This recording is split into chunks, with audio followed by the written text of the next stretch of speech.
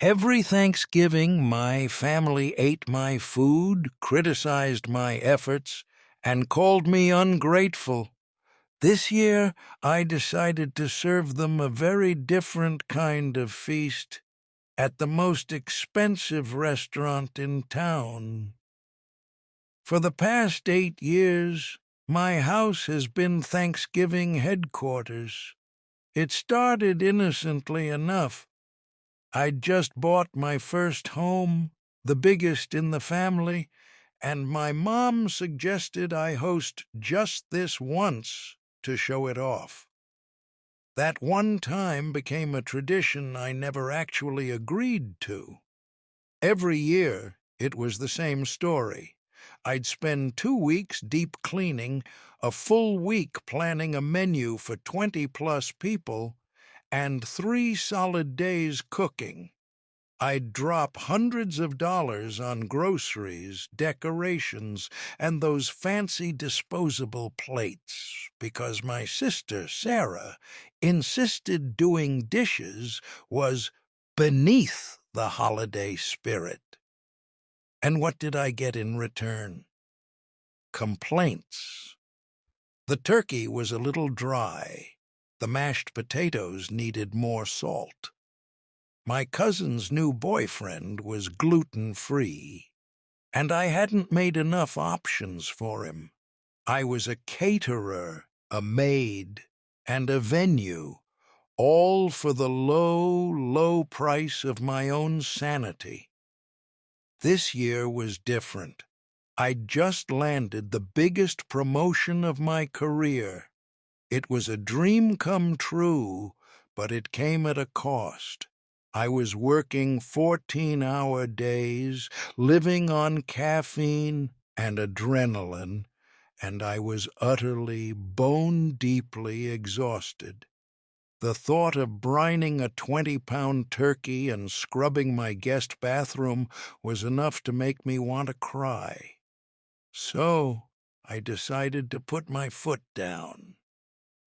The family group chat, ominously titled Family Fun Times, lit up 2 weeks before the holiday. It was my mom. Getting so excited for Thanksgiving at your place. What time should we all plan to arrive? My fingers hovered over the keyboard. My heart was pounding. I knew this was going to be a firestorm, but I had to do it. "Hey, everyone," I typed. "Just a heads up, I won't be able to host Thanksgiving this year. I'm completely swamped with work and just don't have the bandwidth." I hit send before I could second-guess myself. The silence lasted for exactly 90 seconds.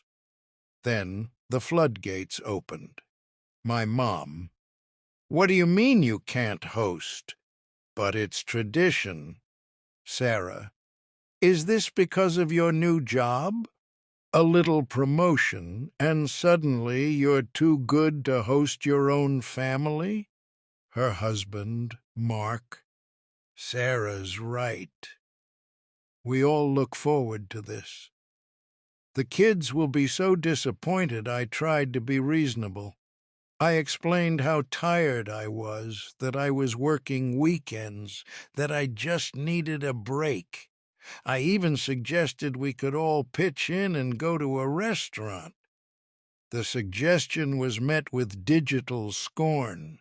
It was too expensive. It wasn't homey. It wasn't tradition. Then came the text from Sarah that made my blood run cold. "You know, you're being incredibly ungrateful. We all support you in your career, and this is how you repay us? By canceling the one thing that brings the family together? Some of us aren't lucky enough to have a big, beautiful house to host in." Ungrateful. The word echoed in my mind. Ungrateful for spending a small fortune and a month of my life every year so they could show up eat, complain, and leave a mountain of trash bags by my door? The rage that filled me was white hot. My house wasn't a home to them. It was a free-for-all restaurant that opened once a year, and the head chef was finally quitting. Fine. They wanted a restaurant? I'd give them a restaurant. My fingers flew across my phone's browser, my anger fueling every tap. I found the website for The Gilded Spoon, the nicest, most expensive restaurant in town. The kind of place you go for a major anniversary, not a family get-together. I found the event's coordinator's number and dialed. A pleasant voice answered. "The Gilded Spoon, how may I help you?" "Hi," I said, my voice dangerously calm. "I have a strange request. I'd like to inquire about booking your entire restaurant for a private event on Thanksgiving Day." There was a pause. "The entire restaurant, ma'am?" "That's right," I said, looking at the non-stop stream of angry messages still flooding my phone. "I want to rent it out, every single table, from 5 p.m. until closing." I gave her my credit card information, the astronomical number barely registering. She confirmed the booking. The whole place was mine. I hung up, took a deep breath, and opened the group chat. They were still at it, calling me selfish, spoiled, and, of course, ungrateful. I started typing a new message. My thumbs moved with a calm, deliberate certainty.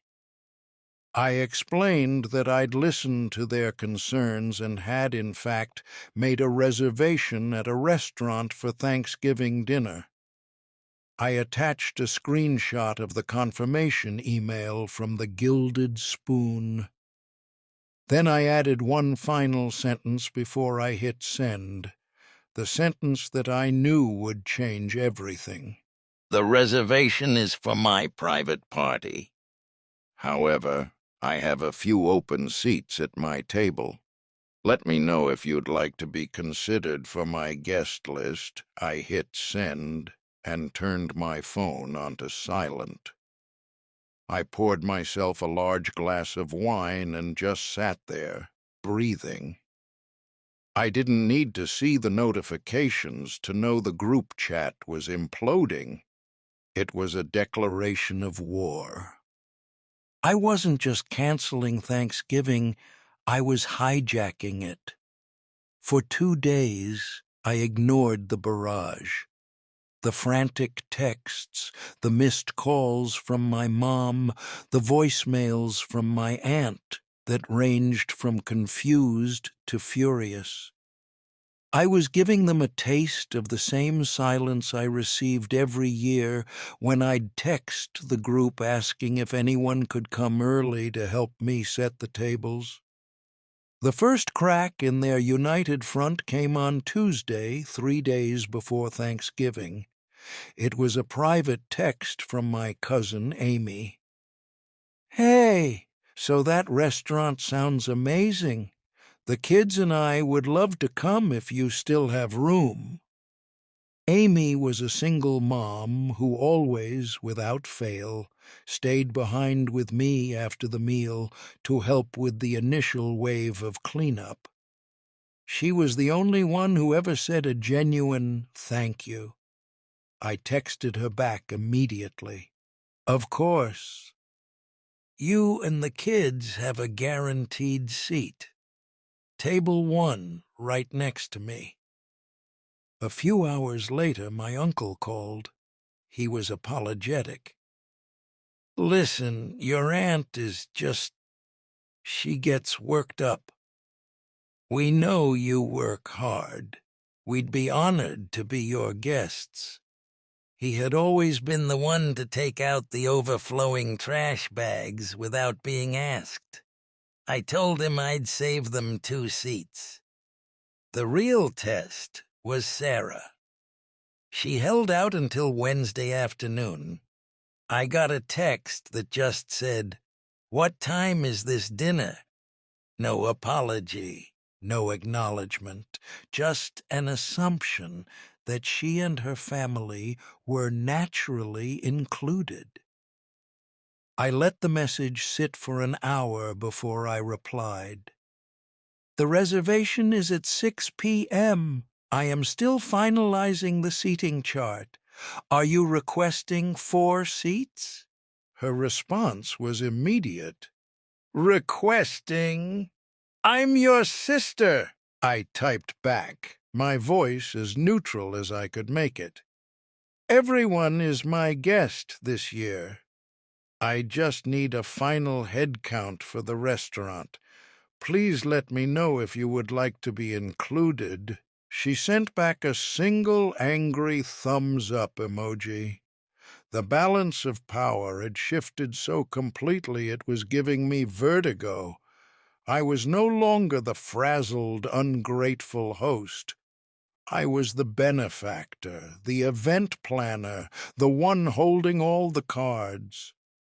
I spent the rest of the day fielding polite, almost timid, requests from the very same family members who had been calling me selfish 48 hours earlier. Thanksgiving Day arrived. I spent the morning at a spa, getting a massage and a manicure, a luxury I had never once afforded myself during the holiday season. I arrived at the Gilded Spoon at 5:30, dressed in a sleek black dress that made me feel powerful.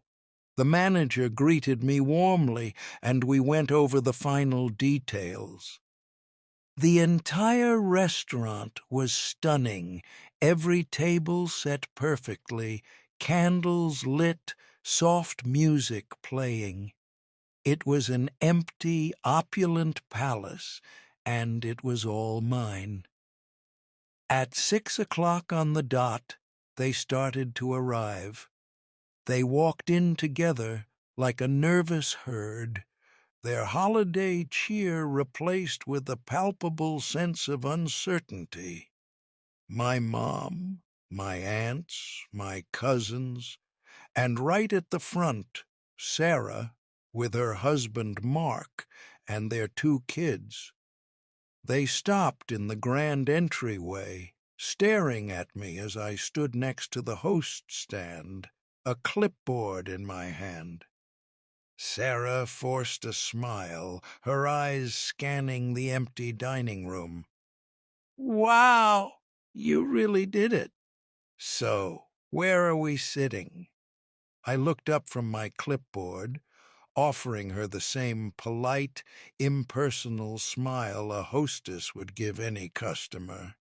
"Sarah, I'm so glad you could make it."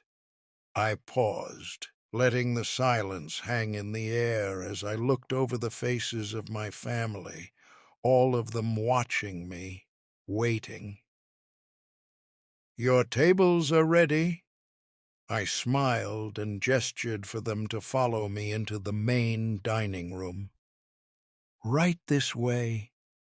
I led them past a large, beautifully set round table right in the center of the room, labeled Table 1. It had the best view, the nicest floral arrangement, and an air of importance.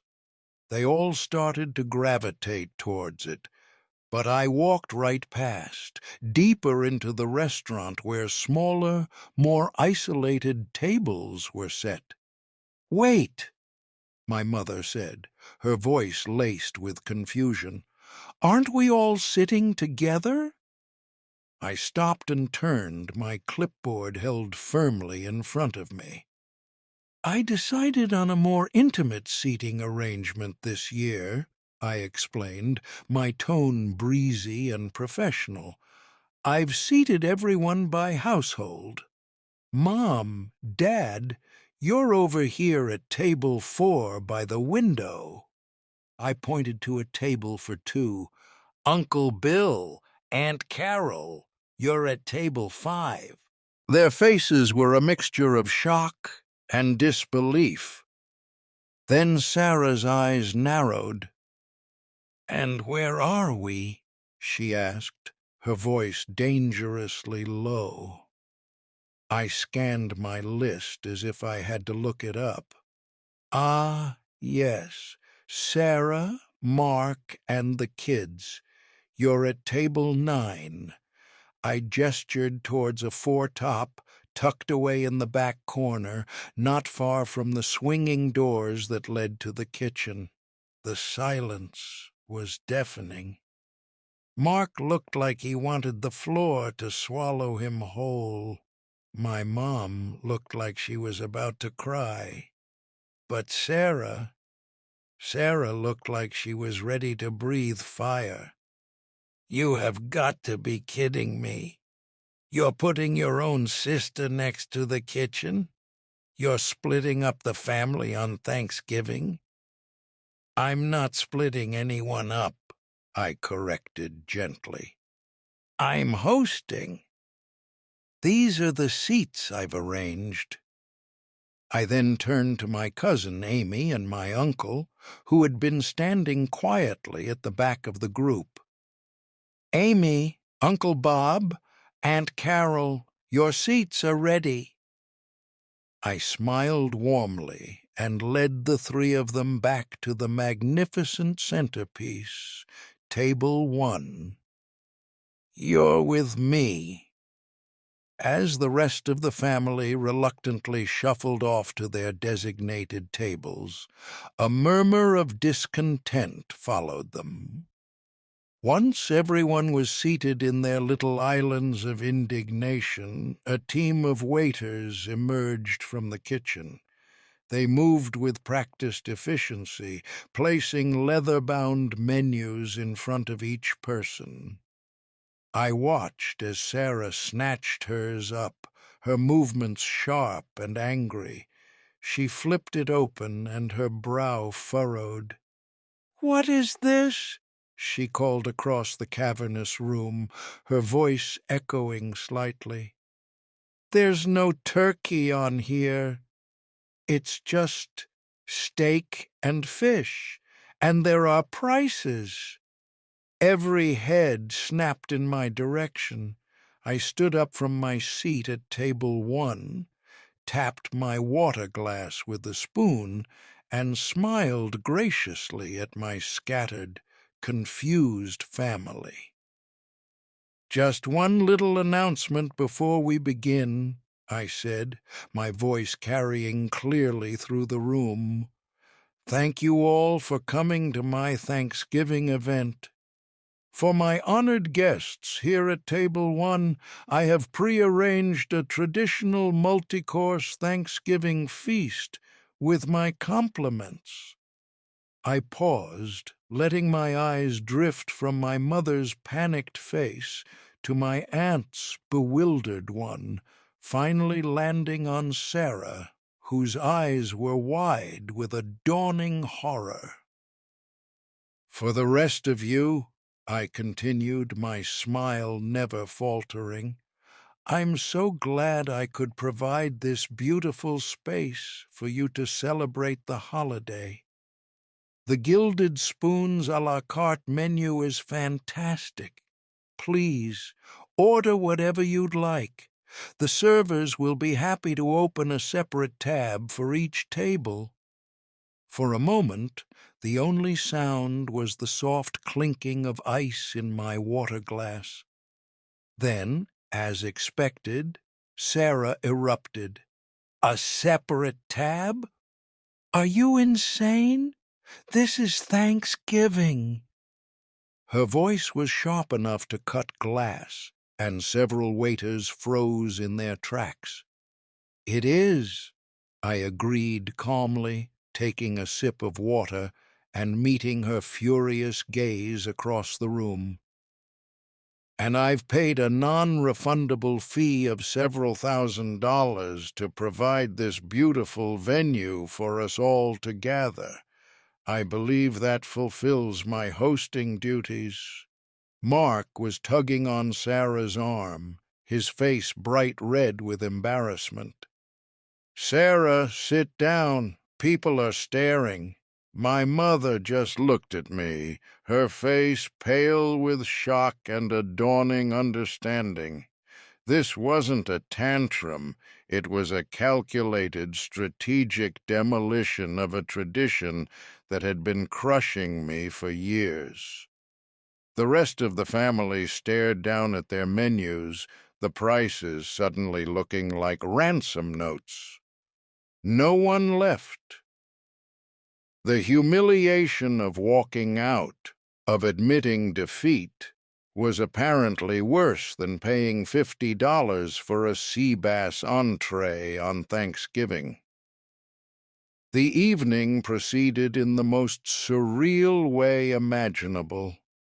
At table 1, our pre-ordered feast arrived, a whole roasted turkey, glistening and perfect, was carved tableside. We had stuffing, cranberry sauce, green bean casserole, 3 kinds of pie, the works. We laughed, shared stories, and Amy's kids were wide-eyed with delight. From across the room I could feel the hostile energy radiating from the other tables. They ate their expensive, non-traditional meals in near silence, casting resentful glances our way. Sarah ordered the cheapest salad on the menu and spent the entire time furiously texting under the table. About halfway through our main course, my mother quietly got up from her table and walked over to mine.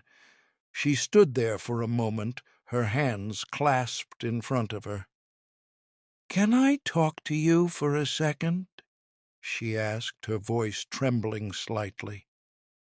I nodded and gestured to the empty chair beside me. "We messed up," she said, so quietly only I could hear. "I messed up. I let it become a tradition because it was easy. It was easy for everyone but you. I never stopped to think about what we were asking of you, seeing it all laid out like this. I'm so sorry, honey, and I'm so ashamed." Tears welled in her eyes, and for the first time I saw not a demanding matriarch, but my tired mom. I reached out and squeezed her hand. "Thank you for saying that, Mom. That means a lot. It was the beginning of a truce." When the night was over, I watched as each family unit went up to the register to settle their bill. It was a grim procession. Sarah slammed her credit card down on the counter without a word and left without even looking at me. Others offered quiet, stilted thank yous as they filed out. The war was over. I had won.